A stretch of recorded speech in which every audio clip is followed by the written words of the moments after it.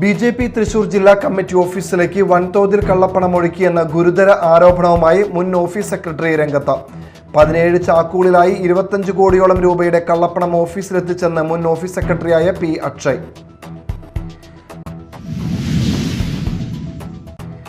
ദേശാഭിമാനി പത്രത്തിൽ വരുന്ന ലേഖനങ്ങളെക്കുറിച്ചോ ഉള്ളടക്കങ്ങളെക്കുറിച്ചോ മറ്റു മാധ്യമങ്ങൾക്ക് വിശദീകരണം നൽകേണ്ട ബാധ്യത പാർട്ടിക്കുള്ളെന്ന് CPM നേതാവ് M. സ്വരാജ്. KR അജയനെതിരെ നിലവിൽ അച്ചടക്ക നടപടികളൊന്നും എടുത്തിട്ടില്ല. കൊടുങ്ങല്ലൂർ കുടുംബശ്രീ CDSൽ സാമ്പത്തിക അഴിമതിയും ക്രമക്കേടുകളും നടന്നതിൽ വിജിലൻസ് അന്വേഷണം വേണമെന്ന് ആവശ്യം കോൺഗ്രസ് പാർലമെന്ററി പാർട്ടി ആഭ്യന്തര വകുപ്പ് മന്ത്രി രമേശ് ചെന്നിത്തലയ്ക്ക് പരാതി നൽകി.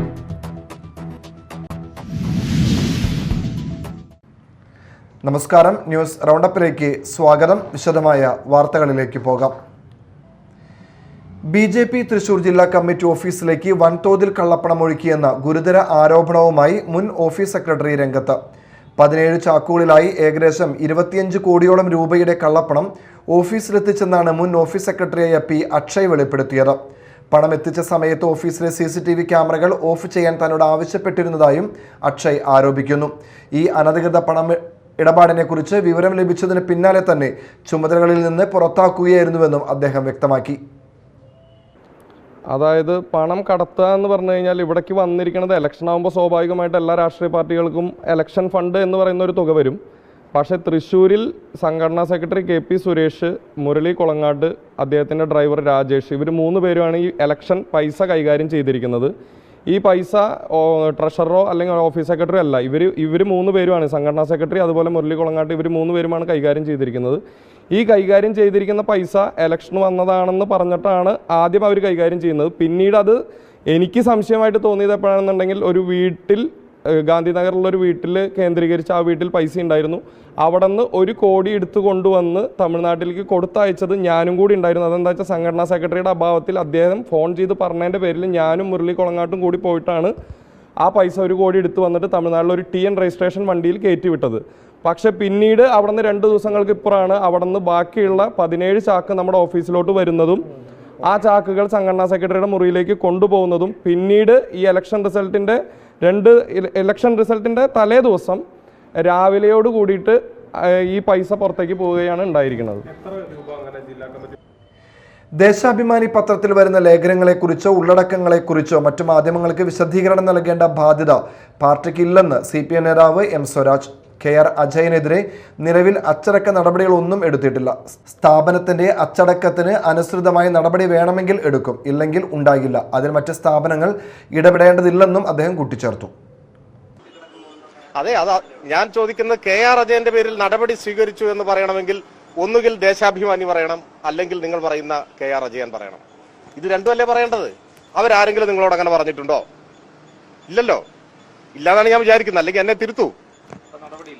അല്ല, അത് അടുത്തത് ഞാൻ പറയാം. നിങ്ങൾ ഈ ചോദിച്ച കാര്യത്തിന് നിങ്ങൾക്ക് മറുപടി പറയാൻ സാധിക്കുമോ? മാധ്യമ പ്രവർത്തകർ എന്ന നിലയിൽ നിങ്ങൾക്ക് ഉത്തരവാദിത്വം ഉണ്ടല്ലോ. നമ്മളെല്ലാം മാധ്യമ പ്രവർത്തകരാണല്ലോ അർത്ഥത്തിൽ, പറയട്ടെ. ഇല്ലല്ലോ, ആ കാര്യം വ്യക്തമാണല്ലോ. അപ്പോ ദേശാഭിമാനിയോ നിങ്ങൾ നടപടിക്ക് വിധേയനായി എന്ന് പറയുന്ന ആളോ ആ കാര്യത്തെ സംബന്ധിച്ച് പറഞ്ഞിട്ടില്ല. അപ്പോ നിങ്ങൾ ആരോപിക്കുകയാണ്, നിങ്ങളൊരു വാർത്ത ചെയ്യുകയാണ്. ഞാൻ ചോദിക്കട്ടെ, ദേശാഭിമാനിക്കകത്ത് ഞങ്ങളുടെ ദൈനംദിന പ്രവർത്തനത്തിന്റെ ഭാഗമായി ഏതെങ്കിലും ഒരു ജീവനക്കാരന്റെ പേരിൽ നടപടി സ്വീകരിക്കുന്നുണ്ടെങ്കിൽ അതിൽ മറ്റു മാധ്യമങ്ങൾക്ക് എന്താ കാര്യം? അങ്ങനെ ഒരു നടപടി ഇപ്പൊ സ്വീകരിച്ചിട്ടില്ല. ഞാൻ ആ ചോദ്യത്തിന് മറുപടി കൂടി അവസാനിപ്പിക്കുന്നു. പക്ഷെ ഞാൻ പറയുന്നത്, അങ്ങനെ ഒരു നടപടിയിലേക്ക് ഒരു സ്ഥാപനം പോകുമ്പോൾ നിങ്ങളുടെ എത്ര പേരുടെ പേരിൽ നടപടി വന്നിട്ടുണ്ട് നിങ്ങളുടെ സ്ഥാപനങ്ങളിൽ? അതെന്താണ് നിങ്ങൾ വാർത്തയാക്കാത്തത്? ഏതൊക്കെ നടപടികൾ വന്നിട്ടുണ്ട്? ഞാൻ നേരത്തെ സൂചിപ്പിച്ചതുപോലെ നാടകീയമായ സംഭവങ്ങൾ ഉണ്ടായിട്ടില്ലേ? എന്നെ കൊണ്ട് പറയിക്കണോ ഓരോ സംഭവം? ഞങ്ങൾ അറിയാത്തതാണെന്ന് കരുതരുത്. ഇതൊക്കെ നിങ്ങളിൽ നിന്ന് തന്നെ ഞങ്ങൾ അറിയുന്നുണ്ട്. പക്ഷേ ഓരോ സ്ഥാപനത്തിനും അതിൻ്റെതായ പ്രവർത്തന സ്വാതന്ത്ര്യവും അവകാശവും ഉണ്ട് എന്നതുകൊണ്ട് ഞങ്ങൾ അതൊന്നും വാർത്തയാക്കാറില്ല. നിങ്ങൾ നാട് കടത്തിയിട്ടില്ലേ നിങ്ങളിൽ ചിലരെ? എടത്തുരുത്തി ഗ്രാമപഞ്ചായത്തിൽ ഹോട്ടലുകളിലും ഭക്ഷണ വിതരണശാലകളിലും വ്യാപാര സ്ഥാപനങ്ങളിലുമായി സംയുക്ത പരിശോധന നടത്തി. പരിശോധനയിൽ നിയമലംഘനം കണ്ടെത്തിയ 9 സ്ഥാപനങ്ങൾക്കെതിരെ നടപടി സ്വീകരിച്ച് 1800 രൂപ പിഴ ചുമത്തി. എടത്തിരുത്തി ഗ്രാമപഞ്ചായത്തിന്റെയും ചാമക്കാല കുടുംബാരോഗ്യ കേന്ദ്രത്തിന്റെയും നേതൃത്വത്തിലായിരുന്നു സംയുക്ത പരിശോധന. ഹെൽത്തി കേരള പദ്ധതിയുടെ ഭാഗമായാണ് പഞ്ചായത്തിലെ ഹോട്ടലുകൾ, ഭക്ഷണ വിതരണശാലകൾ, വ്യാപാര സ്ഥാപനങ്ങൾ എന്നിവിടങ്ങളിൽ പരിശോധന നടത്തിയത്. ശുചിത്വ മാനദണ്ഡങ്ങൾ, സുരക്ഷിത ഭക്ഷണ വിതരണം, മാലിന്യ സംസ്കരണം, പൊതുജനാരോഗ്യ മാനദണ്ഡങ്ങൾ എന്നിവയ്ക്കൊപ്പം പുകയില നിയന്ത്രണ നിയമത്തിലെ വ്യവസ്ഥകൾ പാലിക്കുന്നുണ്ടോ എന്നും ഉദ്യോഗസ്ഥർ പരിശോധിച്ചു. നിയമവിരുദ്ധമായി പുകയില ഉൽപ്പന്നങ്ങൾ പ്രദർശിപ്പിച്ചത്, നിരോധിത സ്ഥലങ്ങളിൽ പുകവലി അനുവദിച്ചത്, നിർബന്ധമായും സ്ഥാപിക്കേണ്ട മുന്നറിയിപ്പ് ബോർഡുകൾ സ്ഥാപിക്കാതിരുന്നത് തുടങ്ങിയ നിയമലംഘനങ്ങൾ കണ്ടെത്തിയ 9 സ്ഥാപനങ്ങൾക്കെതിരെ നിയമ നടപടി സ്വീകരിച്ചു. ഇവരിൽ നിന്ന് 1800 രൂപ പിഴ ഈടാക്കി. ഇത്തരത്തിലുള്ള പരിശോധനകൾ തുടർന്നും കർശനമായി നടത്തുമെന്നും നിയമലംഘനങ്ങൾ ആവർത്തിക്കുന്നവർക്കെതിരെ ശക്തമായ നടപടി സ്വീകരിക്കുമെന്നും പ്രാദേശിക പൊതുജനാരോഗ്യ വിഭാഗം മേധാവി ഡോക്ടർ ആർ രാഗി അറിയിച്ചു. ചാമക്കാല കുടുംബാരോഗ്യ കേന്ദ്രത്തിലെ health inspector Binchu C Jacob, junior health ഇൻസ്പെക്ടർമാരായ VM Lini, MS Rabitha, KS Anand, ഗ്രാമപഞ്ചായത്ത് ഹെൽത്ത് ഇൻസ്പെക്ടർ PB കീർത്തി എന്നിവർ പരിശോധനയ്ക്ക് നേതൃത്വം നൽകി. Media time, Kodungallur. Vadakkanchery bus സ്റ്റാൻഡിൽ വിദ്യാർത്ഥികളുടെ യാത്രാ ദുരിതം വീണ്ടും ചർച്ചയാകുന്നു. സ്കൂൾ സമയങ്ങളിൽ സ്വകാര്യ ബസ്സുകളിൽ വിദ്യാർത്ഥികളെ കയറ്റാതെ ബുദ്ധിമുട്ടിക്കുന്നതായി പരാതി.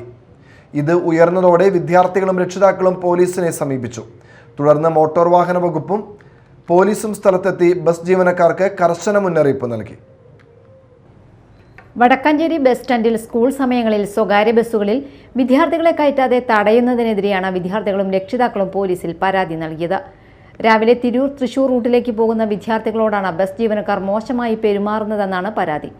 പിന്നിലെ വാതിൽ അടച്ചുപൂട്ടിയും കണ്ടക്ടർമാർ തടഞ്ഞു നിർത്തിയും വിദ്യാർത്ഥികളെ ബസ്സിൽ കയറുന്നതിൽ നിന്ന് വിലക്കുന്നതായും പരാതിയിൽ പറയുന്നു. കഴിഞ്ഞ ദിവസം മണിക്കൂറുകളോളം ബസ് കാത്തുനിന്നിട്ടും യാത്ര ചെയ്യാൻ കഴിയാതെ 11 വിദ്യാർത്ഥികൾ വീടുകളിലേക്ക് മടങ്ങേണ്ടി വന്നതും പ്രതിഷേധത്തിന് ഇടയാക്കി.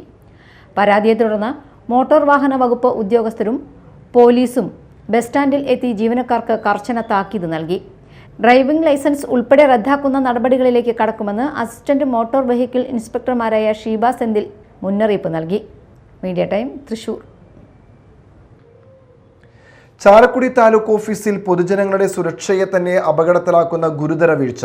ആഴ്ചകൾക്ക് മുൻപ് പ്രവർത്തനം പുനരാരംഭിച്ച ലിഫ്റ്റിന്റെ 1-ാം നിലയിൽ സ്വിച്ച് ഘടിപ്പിക്കാതെ വൈദ്യുതി വയറുകൾ പുറത്തേക്ക് തൂങ്ങിക്കിടക്കുന്ന അവസ്ഥ. ഇതുമൂലം ഷോക്കേൽക്കുന്ന സംഭവങ്ങളും പതിവാകുന്നതായി പരാതി.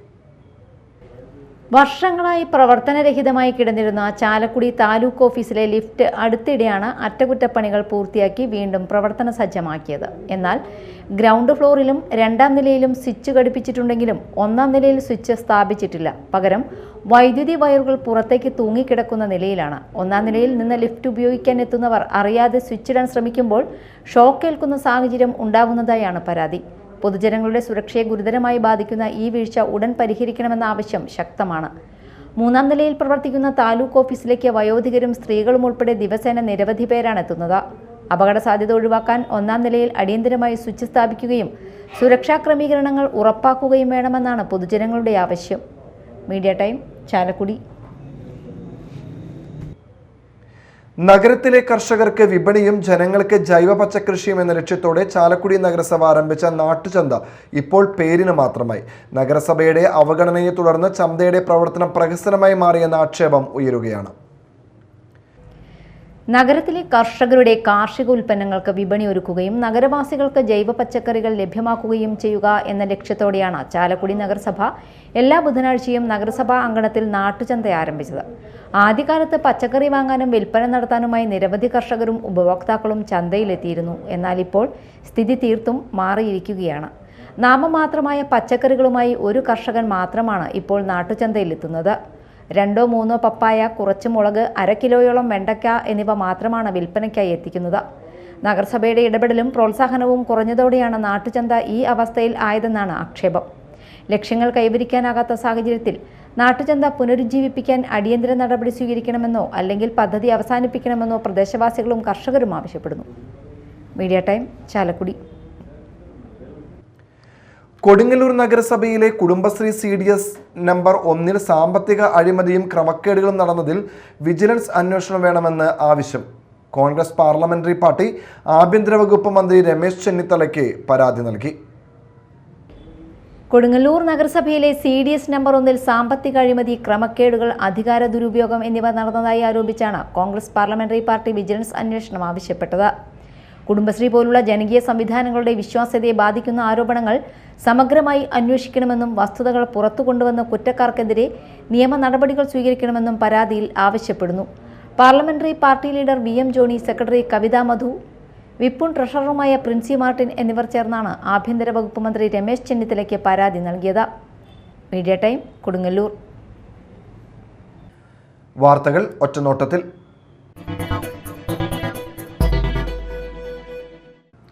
മേലൂർ പൂലാനിയിലുള്ള കള്ള് ഷാപ്പിൽ മാനേജരെ ആക്രമിച്ചവരെ കൊരട്ടി പോലീസ് അറസ്റ്റ് ചെയ്തു. മേലൂർ പൂലാനി സ്വദേശി തെക്കൂടൻ വീട്ടിൽ അൻവിന, കൊടകര വട്ടേക്കാട് കല്ലിങ്ങപ്പുറം സ്വദേശി സുധീഷ്, പുതുക്കാട് ആനന്ദപുരം നെടുമ്പള്ളി വീട്ടിൽ സുബീഷ് എന്നിവരാണ് അറസ്റ്റിലായത്. ഷാപ്പിൽ വെച്ചിരുന്ന കള്ള് മറിച്ചു കളയുകയും കുപ്പികൾ പൊട്ടിക്കുകയും വാതിൽ ചവിട്ടിപ്പൊളിച്ച് 5000 രൂപയുടെ നാശനഷ്ടം വരുത്തുകയും ചെയ്തു. പ്രതികളെ സംഭവ സ്ഥലത്ത് നിന്ന് കൊരട്ടി പോലീസ് പിടികൂടി. കൊരട്ടി പോലീസ് സ്റ്റേഷൻ SHO ഹബീബുള്ള, SI Arun, SI Shibu, ASI Nagesh, ASI Joy, CPO Shaji എന്നിവരടങ്ങുന്ന അന്വേഷണ സംഘമാണ് പ്രതികളെ അറസ്റ്റ് ചെയ്തത്. കേരള പോലീസ് സൈബർ ഓപ്പറേഷൻസ് വിഭാഗത്തിന്റെ നേതൃത്വത്തിൽ കുട്ടികളിൽ സൈബർ സുരക്ഷാ അവബോധവും ഡിജിറ്റൽ സുരക്ഷാ സംസ്കാരവും വളർത്തുന്നതിനായി നടപ്പിലാക്കുന്ന കിഡ് ഗ്ലോ 2.0 പദ്ധതിയുടെ തൃശൂർ റൂറൽ ജില്ലാതല ഉദ്ഘാടനം നടവരമ്പ് സ്കൂളിൽ നടന്നു. തൃശൂർ റൂറൽ ജില്ലാ പോലീസ് മേധാവി മുഹമ്മദ് നദീം IPS ഉദ്ഘാടനം നിർവഹിച്ചു. Thrissur rural cyber police station, Thrissur rural ജില്ലാ പോലീസ്, MHSS നടവരമ്പ് എന്നിവരുടെ സംയുക്താഭിമുഖ്യത്തിലാണ് പരിപാടി സംഘടിപ്പിച്ചത്. ചടങ്ങിൽ GMHSS നടവരമ്പ് അധ്യാപിക Preethi MK, Kochi city cyber dome sub inspector Shiju AR, Thrissur rural DCRB DYSP Benny KP, Irinjalakuda police station SHO Dileesh T, cyber police station sub inspector Alby Thomas, school പ്രധാനാധ്യാപക മിസ്റ്റേഴ്സ് ഉഷ MV എന്നിവർ സംസാരിച്ചു. മാളക്കോട്ടയ്ക്കൽ saint Theresa's arts and science കോളേജിൽ പുതിയ കോഴ്സുകളുടെ പ്രഖ്യാപനവും പ്രവേശനോത്സവവും ജൂലൈ 24 വെള്ളിയാഴ്ച നടക്കുമെന്ന് കോളേജ് അധികൃതർ പത്രസമ്മേളനത്തിൽ അറിയിച്ചു. പ്രഗത്ഭന്മാരായിട്ടുള്ള പലരും പഠിച്ച് ഉയർന്ന, എനിക്ക് തോന്നുന്നു എസ്പാൽ ചേട്ടനൊക്കെ അവിടെ പഠിച്ചിട്ടുള്ള ആൾക്കാരാണ്. അങ്ങനെ വളർന്നു. ഇനിയിപ്പോൾ ഞാൻ പുതിയ കോഴ്സിനെ കുറിച്ച് ഒന്ന് സംസാരിക്കാം. അതിന് നമ്മൾ ജോബ് ഓറിയൻറ്റഡ് ആയിട്ടുള്ള കോഴ്സുകളാണ് നമ്മൾ 3 കൊണ്ടുവരാനായിട്ട് പരിശ്രമിക്കുന്നത്. ഒന്ന് ഫിസിക്കൽ എഡ്യൂക്കേഷനാണ്. ഫിസിക്കൽ എഡ്യൂക്കേഷനെ നമുക്ക് കുട്ടികൾ വന്ന് കഴിഞ്ഞു, അത് ഫുള്ളായെന്ന് പറയാം. ആ വിധത്തിൽ അതിൻ്റെ കാര്യങ്ങൾ അവസാനിച്ചു. രണ്ടാമത്തതാണ് ഹോട്ടൽ മാനേജ്മെൻറ്റ്. ഹോട്ടൽ മാനേജ്മെൻറ്റും നമ്മൾ അവിടെ തുടങ്ങാൻ ആഗ്രഹിക്കുന്നു. മൂന്നാമത് സോഷ്യൽ വർക്ക്. 3 കോഴ്സുകളും ഏറ്റവും ഡിമാൻഡാണ് കാലിക്കറ്റ് യൂണിവേഴ്സിറ്റിയിൽ. അതിൻ്റെ നമ്മൾ തുടങ്ങാൻ അതിൻ്റെ ഒരു ബേസ് എന്ന് പറയുന്നത് ക്രൈസ്റ്റ് കോളേജിൽ വളരെ ഭംഗിയായിട്ട് മുന്നോട്ട് പോകുന്നു. ക്രൈസ്റ്റ് കോളേജിൻ്റെ ഒരു മെൻറ്ററിങ് കൂടി നമുക്ക് കിട്ടിയപ്പോൾ നമുക്ക് ഇത് മുന്നോട്ട് കൊണ്ടുപോകാനുള്ള ഒരു ധൈര്യമായി നമ്മൾ മുന്നോട്ട് പോവുകയാണ്. അതിനുള്ള എല്ലാ സജ്ജീകരണങ്ങളും നമ്മൾ ചെയ്തു കഴിഞ്ഞിട്ടുണ്ട്. മന്ത്രി അഡ്വക്കേറ്റ് OJ ജനീഷ് ഉദ്ഘാടനം നിർവഹിക്കും. ഫാദർ ഡോക്ടർ ജോസ് നന്ദിക്കര അധ്യക്ഷത വഹിക്കും. തുടർന്ന് അമ്മ തെരേസയുടെ പുതുതായി സ്ഥാപിച്ച വിശുദ്ധ രൂപത്തിന്റെ വെഞ്ചിരിപ്പ് കർമ്മവും കവാടത്തിന്റെ തുറക്കലും നടക്കും. കോളേജിന് മുന്നിൽ പുതുതായി നിർമ്മിച്ച ജലധാര ഫൗണ്ടൻ സ്വിച്ച് ഓൺ കർമ്മവും നടക്കുമെന്നും father Walter Thelappally, father doctor Wilson Tharayil, doctor Alphonse Ligori Chandrabose, MG Tomy എന്നിവർ പരിപാടികൾ വിശദീകരിച്ചു. ചാലക്കുടി നഗരസഭ വിജയോത്സവം 2026 സംഘടിപ്പിച്ചു. നഗരസഭാ പ്രദേശത്തുള്ള വിദ്യാലയങ്ങളിലെയും നഗരസഭയ്ക്ക് പുറത്തുള്ള വിദ്യാലയങ്ങളിൽ പഠിക്കുന്നവരിൽ SLC, +2 പരീക്ഷകളിൽ എല്ലാ വിഷയങ്ങളിലും A+ നേടിയവരെയും CBSE, ICSE വിഭാഗത്തിൽ 90% മീതെ മാർക്ക് നേടിയതുമായ 500ഓളം വിദ്യാർത്ഥികളെയും SLC, +2 പരീക്ഷകളിൽ 100% വിജയം നേടിയ സ്കൂളുകളെയും ചടങ്ങിൽ ആദരിച്ചു. സനീഷ് കുമാർ ജോസഫ് MLA ഉദ്ഘാടനം ചെയ്തു. ചെയർപേഴ്സൺ ആലിസ് ഷിബു അധ്യക്ഷത വഹിച്ചു. സാജു പാത്താടൻ മോട്ടിവേഷൻ ക്ലാസ് നയിച്ചു. വിദ്യാഭ്യാസ chairperson Liji Joji, vice chairman KV Paul, Annie Paul, OS Chandran, Shifa Santhosh, ward കൗൺസിലർമാർ എന്നിവർ സംസാരിച്ചു. സമഗ്ര പരിസ്ഥിതി സൗഹൃദ സുസ്ഥിര വികസന പദ്ധതിയുടെ ഭാഗമായി സാലിം അലി ഫൗണ്ടേഷൻ വെള്ളാങ്കല്ലൂർ ഗ്രാമപഞ്ചായത്തിൽ കാർഷിക മേഖലയോടൊപ്പം മത്സ്യകൃഷി മേഖലയിലും സജീവമായി ഇടപെടുന്നു. പദ്ധതിയുടെ ഭാഗമായി മത്സ്യകർഷകർക്കായി വരാൽ, കരിമീൻ എന്നിവയുടെ മത്സ്യക്കുഞ്ഞ് വിതരണത്തിന് തുടക്കമായി. ക്ഷേമകാര്യ സ്റ്റാൻഡിംഗ് കമ്മിറ്റി ചെയർമാനും വാർഡംഗവുമായ രമേശ് മാടത്തിങ്കൽ ഉദ്ഘാടനം നിർവഹിച്ചു. മത്സ്യകൃഷി പ്രോത്സാഹിപ്പിക്കുന്നതിനും കർഷകരുടെ വരുമാനം വർദ്ധിപ്പിക്കുന്നതിനും ലക്ഷ്യമിട്ടാണ് പദ്ധതി നടപ്പാക്കുന്നതെന്ന് ഫൗണ്ടേഷൻ അധികൃതർ അറിയിച്ചു. പ്രധാന വാർത്തകൾ ഒരിക്കൽ കൂടി. BJP തൃശൂർ ജില്ലാ കമ്മിറ്റി ഓഫീസിലേക്ക് വൻതോതിൽ കള്ളപ്പണം ഒഴുക്കിയെന്ന ഗുരുതര ആരോപണവുമായി മുൻ ഓഫീസ് സെക്രട്ടറി രംഗത്ത്. 17 ചാക്കുകളിലായി 25 കോടിയോളം രൂപയുടെ കള്ളപ്പണം ഓഫീസിലെത്തിച്ചെന്ന് മുൻ ഓഫീസ് സെക്രട്ടറിയായ P. അക്ഷയ്. ദേശാഭിമാനി പത്രത്തിൽ വരുന്ന ലേഖനങ്ങളെക്കുറിച്ച് ഉള്ളടക്കങ്ങളെക്കുറിച്ച് മറ്റു മാധ്യമങ്ങൾക്ക് വിശദീകരണം നൽകേണ്ട ബാധ്യത പാർട്ടിക്കുള്ളെന്ന് CPM നേതാവ് M. സ്വരാജ്. KR അജയനെതിരെ നിലവിൽ അച്ചടക്ക നടപടികളൊന്നും എടുത്തിട്ടില്ല. കൊടുങ്ങല്ലൂർ കുടുംബശ്രീ CDSൽ സാമ്പത്തിക അഴിമതിയും ക്രമക്കേടുകളും നടന്നതിൽ വിജിലൻസ് അന്വേഷണം വേണമെന്ന് ആവശ്യം കോൺഗ്രസ് പാർലമെന്ററി പാർട്ടി ആഭ്യന്തര വകുപ്പ് മന്ത്രി രമേശ് ചെന്നിത്തലയ്ക്ക് പരാതി നൽകി. ന്യൂസ് റൗണ്ടപ്പ് സമാപിച്ചു. നമസ്കാരം.